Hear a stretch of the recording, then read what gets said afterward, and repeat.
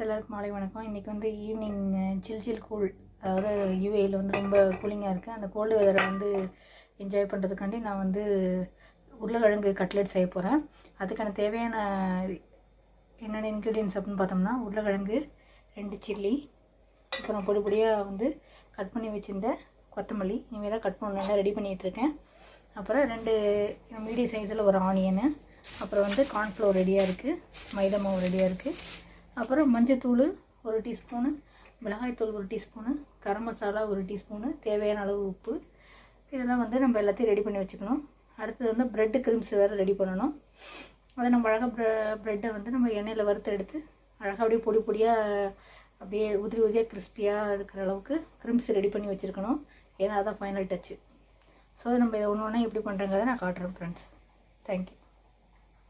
Wait பண்ணி பாருங்கள். உருளைக்கிழங்கு கட்லெட்டு ஃபைனல் அவுட் போட்டு எப்படின்னு காட்டுறேன். இப்போ வந்து உருளைக்கிழங்கு நல்லா மசிச்சாச்சு. அதை விட வந்து க்ரீன் சில்லி 1 க்ரீன் சில்லி போட்டிருக்கேன், கொத்தமல்லி கொஞ்சம் அரிஞ்சு போட்டிருக்கேன். அடுத்து நம்ம வந்து பொடியாக நறுக்கி வச்சுருந்த வெங்காயத்தை கொஞ்சம் போட போகிறோம்.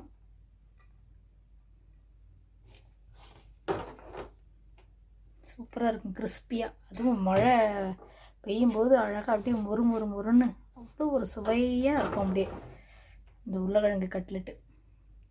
ஸோ என் ஹஸ்பண்டுக்கு வந்து நான் சர்ப்ரைஸாக பண்ணுறேன் இந்த ஸ்நாக்ஸு.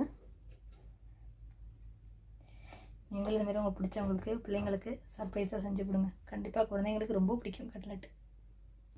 இஞ்சி கொஞ்சம் தட்டி போட்டுக்கலாம். ஏன்னா பொட்டேட்டோனாலே கொஞ்சம் வாயு. ஸோ அதனால் கொஞ்சம் இஞ்சி கொஞ்சம் தட்டி போட்டுக்கிட்டோம்னா கொஞ்சம் கரெக்டாக இருக்கும்.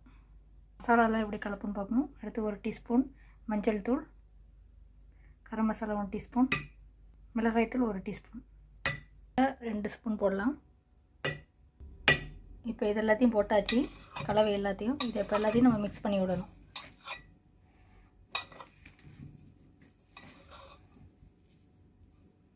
ஸோ கொஞ்சம் மைதா மாவு கார்ன்ஃப்ளவரும் போட்டு நம்ம கொஞ்சம் கரைசல் ரெடி பண்ணி வச்சுக்கிட்டேன். இந்த மாதிரி ரெடி பண்ணி வச்சுக்கோங்க.